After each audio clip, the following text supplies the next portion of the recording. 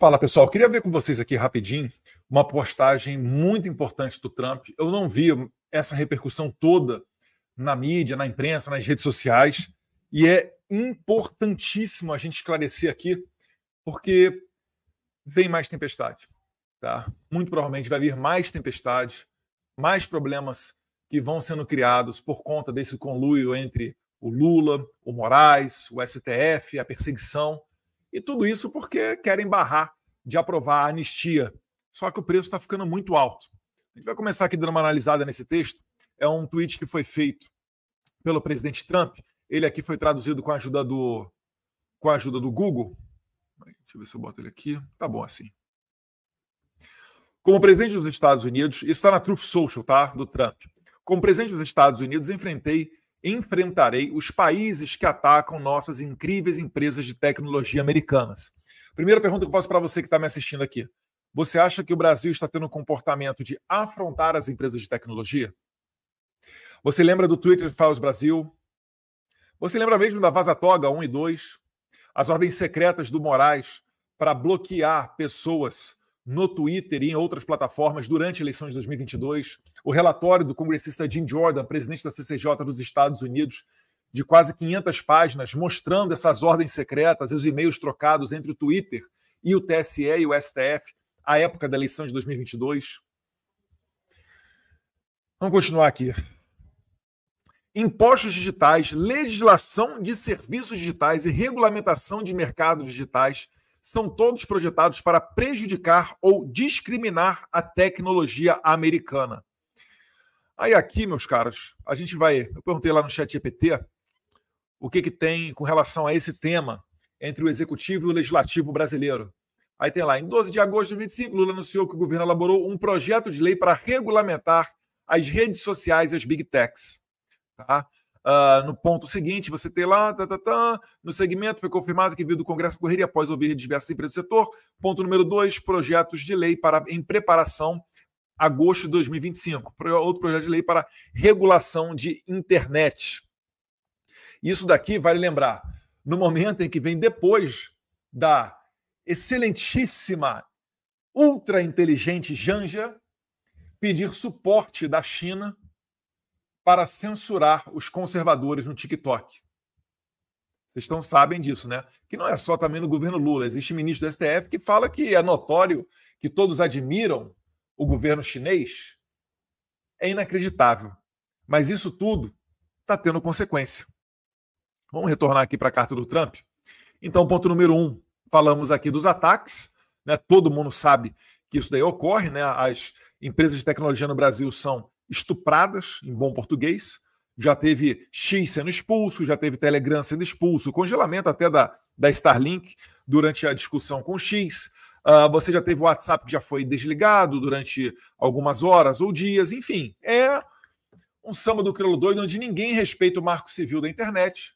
E, inclusive, o marco civil da internet foi alterado. A gente vai chegar lá aqui, porque também é uma espécie de regulamentação, não vindo pelas mãos do Congresso, mas pelas mãos do STF. Eles também escandalosamente dão passe livre às maiores empresas de tecnologia da China. Acabei de falar aqui de TikTok, de cooperação do Lula, né, e da Janja para censurar o Brasil, para importar a censura da China. Isso precisa acabar e acabar agora em caixa alta. Tá? O Marco Civil da Internet, para quem não conseguiu entender ainda, basicamente o STF ele esquentou as ilegalidades que o Alexandre de Moraes fez lá em 2022. Porque em 2022 o Alexandre de Moraes não poderia derrubar os perfis, não poderia ter mandado aquelas ordens secretas, não poderia, por exemplo, violar os 48 horas para que o usuário bloqueado apresentasse a sua defesa. Isso tudo está no Marco Civil da Internet. Mas, com a regulamentação do mês passado, a despeito dos avisos vindo dos Estados Unidos, o STF atropelou o Congresso e regulamentou o artigo 19 do Marco Civil da Internet, a fim de dar poderes a todos os juízes brasileiros. E aí, no caso, essa lei penal é mais benéfica ao Alexandre de Moraes, um criminoso, então ela retroage, a fim de que fosse dado poderes a esses juízes para derrubar as plataformas. Então, se você reclamou do Xandão derrubando 100 a 200 perfis conservadores na eleição de 2022, agora qualquer juiz do Brasil, e se não me engano são 18 mil juízes brasileiros, se eu não estiver equivocado, qualquer um deles poderá fazer a mesma coisa que o Xandão fez em 2022, eles poderão fazer no ano que vem. Conseguem entender que o Trump aqui está defendendo eleições limpas e transparentes, ele está defendendo aqui a liberdade de expressão, ele está mesmo defendendo a liberdade de imprensa, porque se a imprensa utiliza das redes sociais para dar sua notícia, como a Revista Oeste, como o Terça Livre, como a Jovem Pan lá em 2022, ela vai acabar sendo censurada. Voltando aqui para o Trump, com esta verdade, notifico todos os países com impostos, legislação, regras ou regulamentações digitais de que, a menos que essas ações discriminatórias sejam removidas, eu, como presidente dos Estados Unidos, imporei tarifas adicionais substanciais às exportações daqueles países para os Estados Unidos e instituirei restrições à exportação de nossa tecnologia e chips altamente protegidos. Meus caros, eu vou ter que repetir isso daqui. Isso aqui vocês têm que entender. Com esta verdade, porque é verdade, né? Há um privilégio à China em detrimento das empresas americanas. Ninguém convidou o Mark Zuckerberg, ninguém convidou, ou melhor, convidaram ele durante o governo Biden, né? O pessoal ali do Facebook, do Google, etc. Agora, né, convidaram o pessoal da China, porque não dá mais para convidar o Mark Zuckerberg, o pessoal da Google, etc., porque eles estão ali junto com o presidente Trump. Notifico todos os países com impostos. Alô para você aí, Taxad, imposto digital sobre as plataformas. Mesmo Netflix, né? Legislações. Hugo Mota e Davi Alcolumbre. Hugo Mota que botou a toque de caixa lá o requerimento de urgência para um projeto de lei nesse sentido aqui de regulamentação de internet. Provavelmente sendo pressionado pelo STF, porque o STF atropelou o Congresso, regulamentou o artigo 19, aí agora está botando a faca no pescoço do Hugo Mota para dar andamento nesse projeto aqui, para dizer ao STF, olha, a gente não regulamentou nada, inclusive o Congresso fez a vontade do povo. Foi aprovado através de votação simbólica e retirado em cima da hora, tá, para aprovação desse projeto. Isso ocorreu semana passada na Câmara dos Deputados. Mas é ao menos o requerimento de urgência. Legislação, regras ou regulamentações, que foi o que a gente acabou de ler aqui, como fonte do ChatGPT, do que o Lula está fazendo.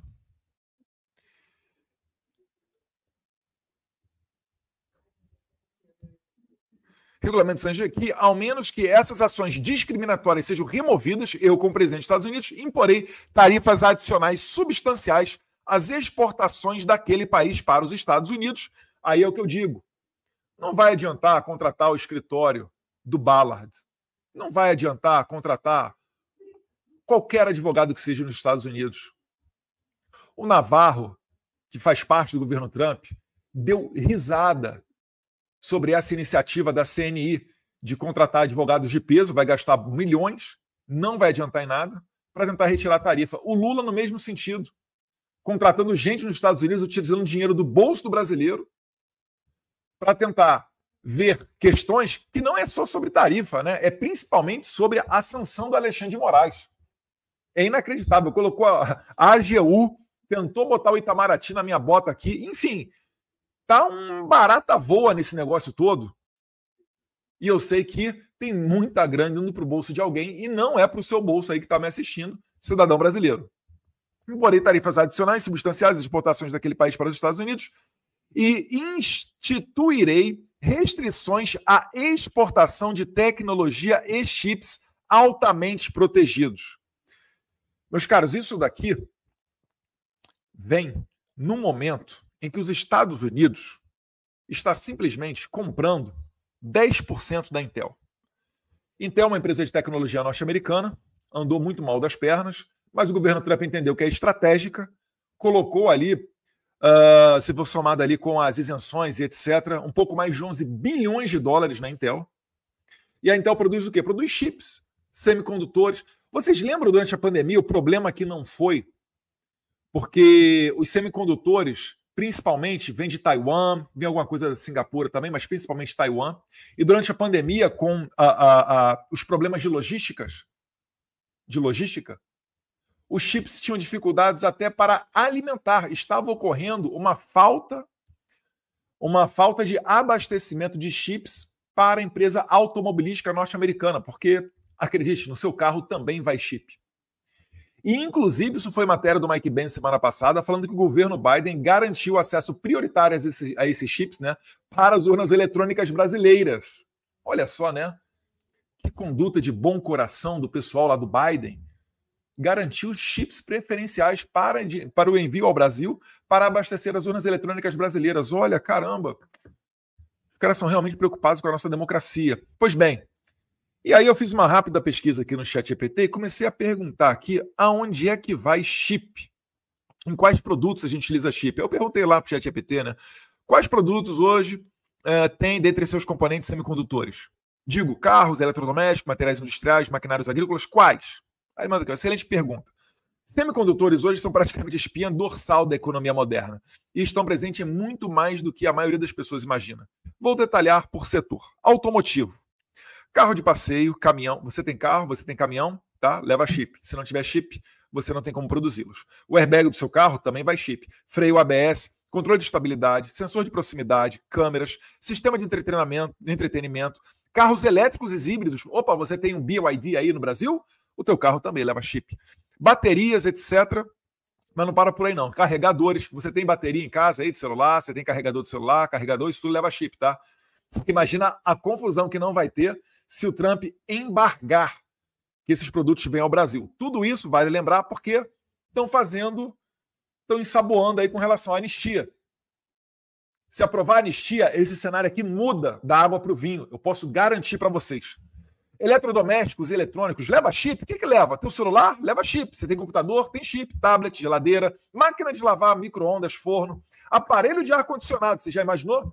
Você aí, amigão do Rio de Janeiro, vai chegar o verão, não tem chip, não tem aparelho de ar-condicionado? Aspiradores inteligentes, robôs domésticos, na indústria, máquinas CNC, nem sei, robôs industriais, linhas de produção automatizada, fontes de energia, geradores, sistemas de energia renovável, mas o que ali? Agricultura, tratores, colheitadeiras modernos, drones agrícolas, aeroespacial e defesa. Alô, Forças Armadas, aviões comerciais, satélites, você usa GPS? Waze, Google Maps, defesa, radares, sistemas de guiagem. Ou seja, meus caros, praticamente hoje, na nossa vida, tudo leva chip. Os Estados Unidos está basicamente aqui falando que pode ocorrer um embargo caso o Brasil vá por esse caminho de regulamentação de Big Tech, imposto digital, ataque às companhias de rede social. Vocês estão entendendo o tamanho do problema que a gente está se metendo? E não vai adiantar culpar Paulo Figueiredo e Eduardo Bolsonaro. Vai ter que ser muito criativo para conseguir falar que isso aqui é culpa de Paulo Figueiredo e Eduardo Bolsonaro. Olha a responsabilidade que vocês, Hugo Mota e Davi Alcolumbre, têm nas mãos. Isso aqui não depende tanto de Lula, não. Que ele vai mandar o projeto aqui para o Congresso. O STF já atropelou, já chutou o balde. Era para salvar o Xandão, né? Estava muito patente a ilegalidade, o crime que ele cometeu, o abuso de 2022, bloqueando perfis nas redes sociais, indo contra o Marco Civil da Internet. Aí vocês mudaram o Marco Civil da Internet aí, legislaram, atropelaram o Congresso. E vocês estão achando que vai ficar tudo isso assim. Quem me segue em rede social sabe que eu falo há muito tempo sobre a conduta e a visão que o Trump teria nessa guerra toda. É a guerra que eu digo quando eu falo expulsar o X, travar Telegram, travar o WhatsApp, congelar contas da Starlink. E, mais uma vez, o recado do J.D. Vance lá em Berlim, começo desse ano. Ou, J.D. Vance falou, ou nós compartilhamos dos mesmos valores de liberdade, ou eu vou estar do seu lado por quê? O que é que foi a Segunda Guerra Mundial? Foi o mundo livre indo contra a tirania nazista, fascinazista, né? Depois veio a tirania comunista, mas é outra história. Então, nós temos que ter responsabilidade. Quando a gente fala que o Brasil está próximo da Venezuela, que está cooperando com Hamas, com o Irã, etc., Isso não é algo da boca para fora, isso tem consequência, meu Deus do céu. Tá difícil de entender.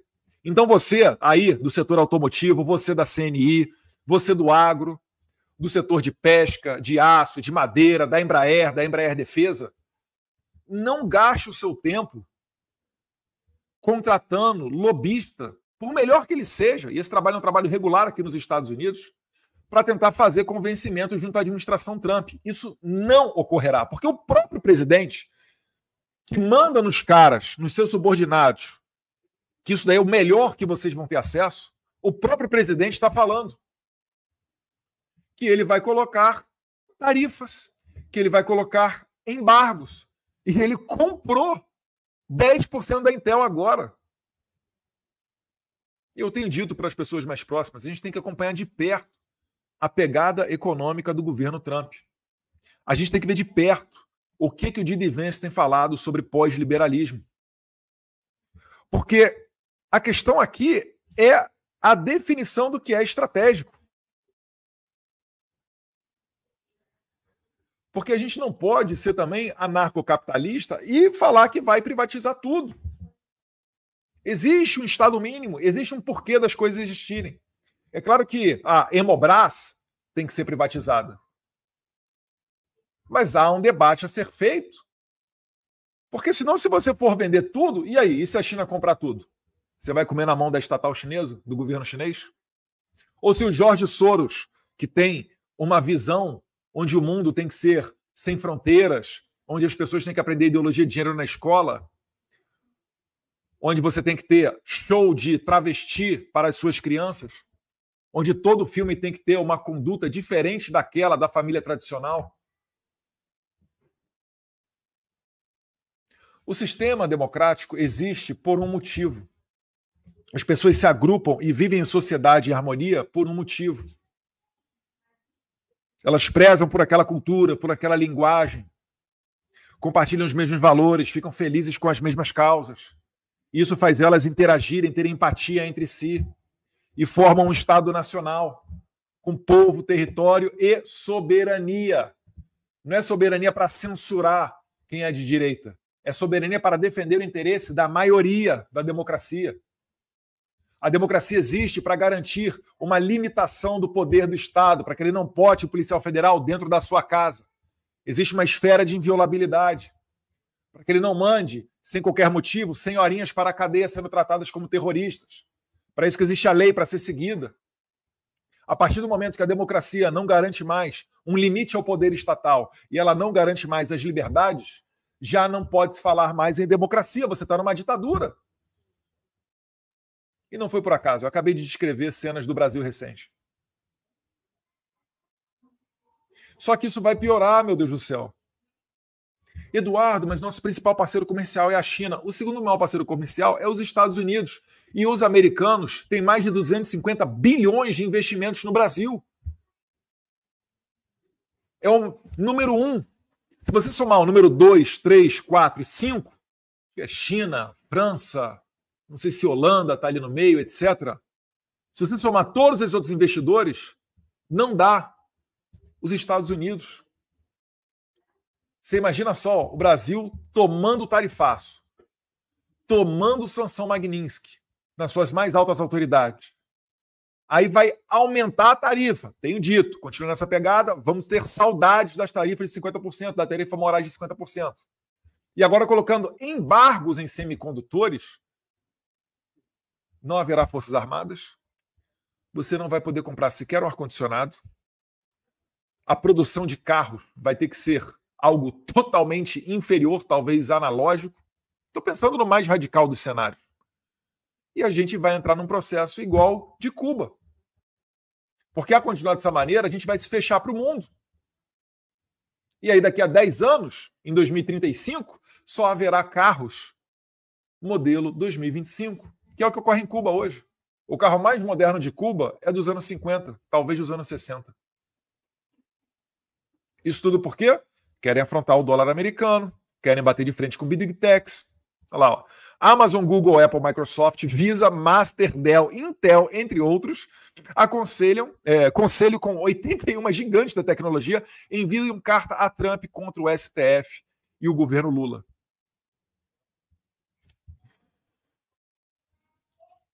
Entendam o seguinte, meus caros. Eu estou aqui na terra da liberdade.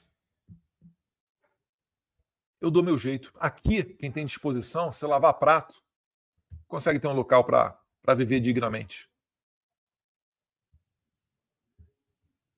Aqui eu consigo escolher a escola para matricular o meu filho.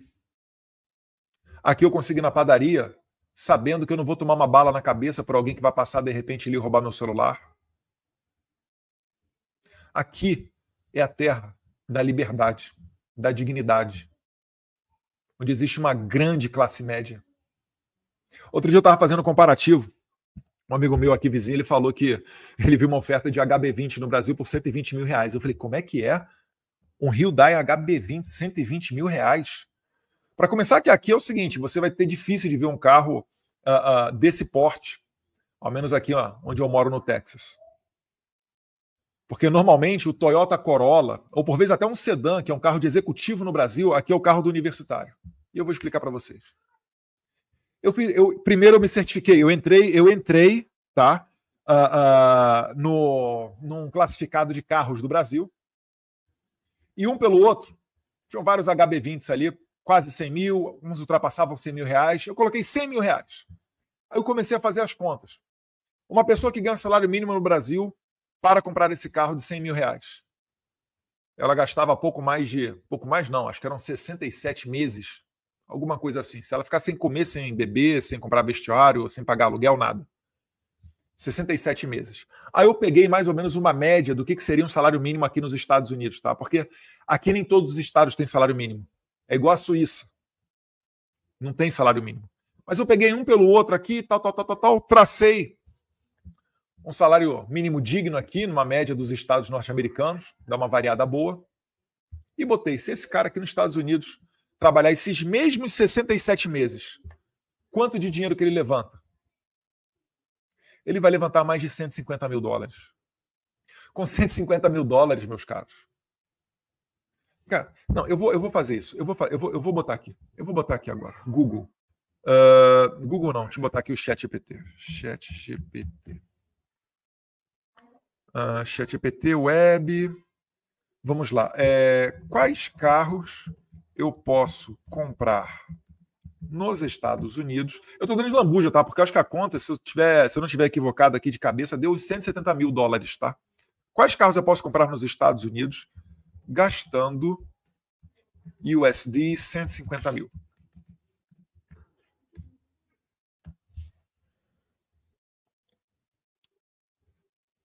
Vou botar aqui para vocês agora. Vamos pensar, dar uma resposta melhor e tal. Vamos lá, compartilhar a tela. Compartilhar a tela. Cadê? ChatGPT. Jim PF. Ué, tá aqui. Tá demorando, ainda tá ali na...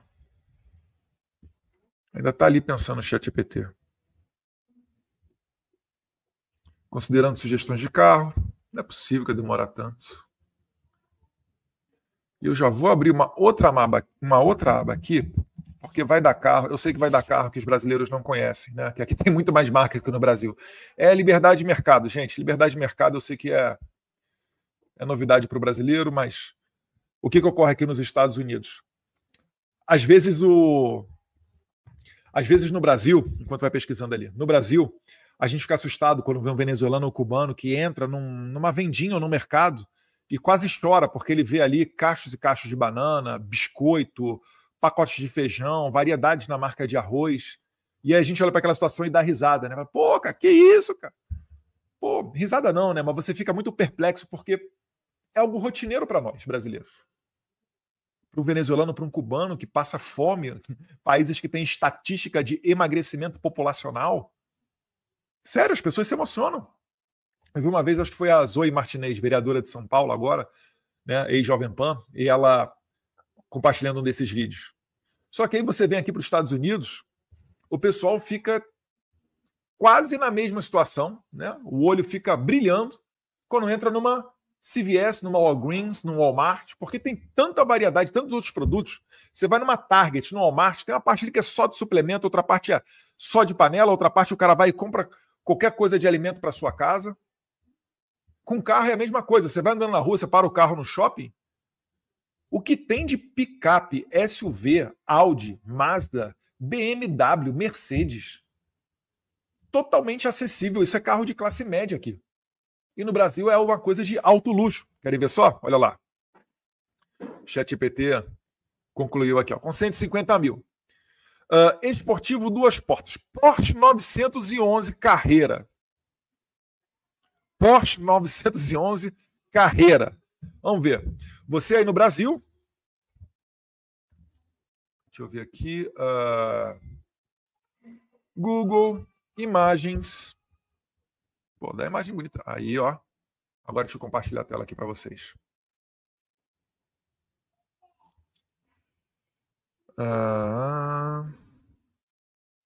Tem que fechar aqui essa aqui primeiro.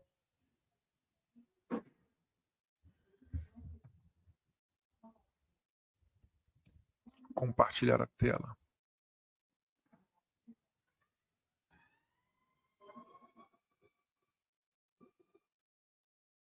Ué, ainda tá a tela ali?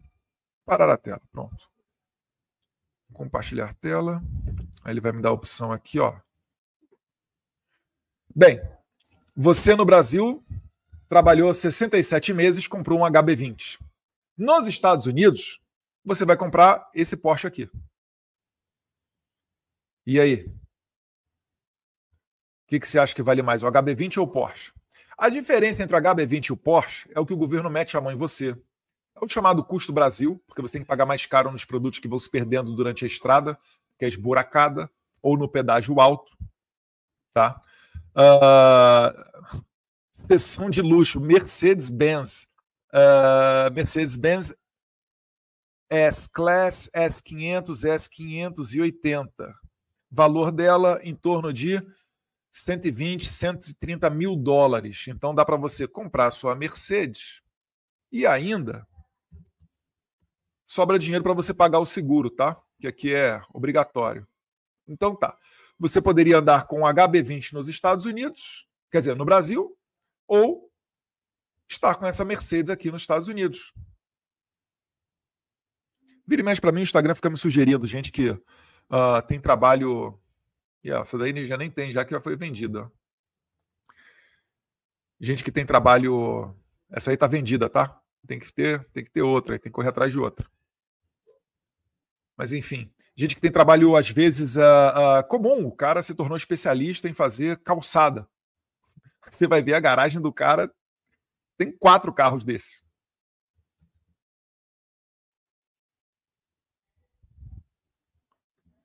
Então entenda o seguinte: o brasileiro, ele é violentado a todo momento. Se não for até metade do ano, perto da metade do ano, ele trabalha só para pagar imposto.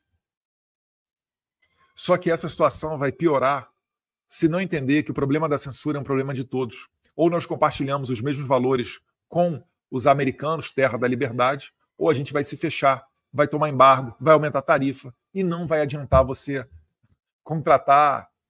O Albert Einstein vai ressuscitar, fazer com que ele ressuscite e mandar ele lá para desenrolar com o governo Trump. Porque o próprio Trump está dando o recado.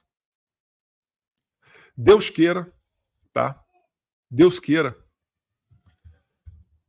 Davi Alcolumbre, Hugo Mota, os nossos deputados e nossos senadores tenham consciência disso daqui. Todos os pontos aqui que o Trump elencou, o Brasil está inserido. Regulamentação, imposto, ataque, discriminação das empresas americanas, né? Privilégio para as chinesas. Está tudo aqui. Está assim, literalmente vencido todos esses pontos.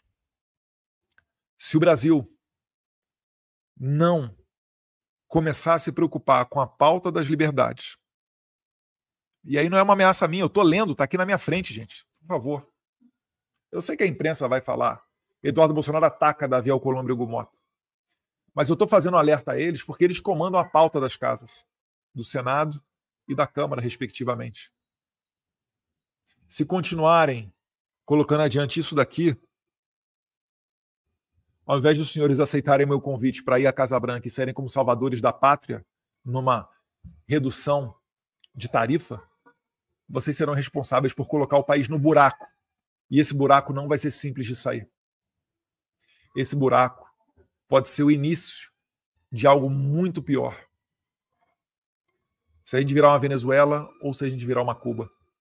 Cuba está desde 1959 naquela situação. E a Venezuela agora está recebendo a visita de destroyers, F-35 e navios submarinos nucleares. Eduardo, você está ameaçando. Onde está a soberania brasileira? Vocês realmente acham que haverá democracia com candidatos apenas aqui, como candidatos à presidência, apenas o que o Alexandre de Moraes permitir? Vocês acham mesmo que pessoas, eu não vou falar os nomes aqui para evitar polêmica, mas que grandes pessoas da direita vão conseguir se candidatar, ser eleitos e assumir o mandato de senador, caso a configuração tenha sido dada de forma a construir uma maioria de senadores de direita? Vocês não podem ser tão ingênuos assim. Eu sei que vocês não são. Então, o que fica aqui não é uma ameaça, é um alerta para que Deus ilumine a cabeça dos líderes brasileiros e que você passe adiante essa mensagem, para que entenda a gravidade daquilo que a gente está falando. Isso aqui não é só mais um vídeo. Isso aqui pode ser o vídeo que vai dividir águas no Brasil. Para o Brasil endireitar para a liberdade ou o Brasil naufragar e virar uma nova Venezuela. Que Deus abençoe o Brasil, que Deus abençoe os Estados Unidos da América. Obrigado se você assistiu esse vídeo até aqui. E peço sempre para curtir, compartilhar, comentar, para fazer a nossa mensagem chegar mais longe.